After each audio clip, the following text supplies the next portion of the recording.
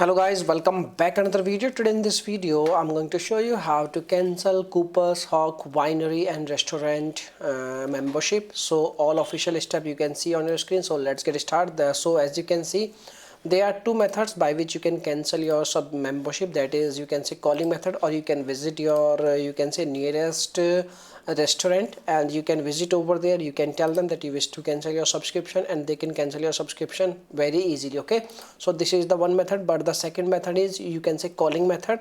In this method you need to call on this number. As you can see over here, this is the phone number.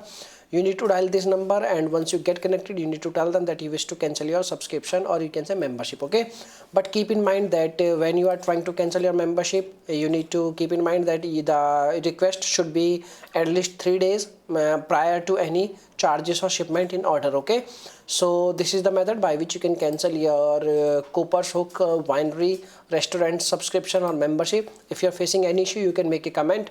I will reply you very soon, and thanks for watching this video. Bye bye.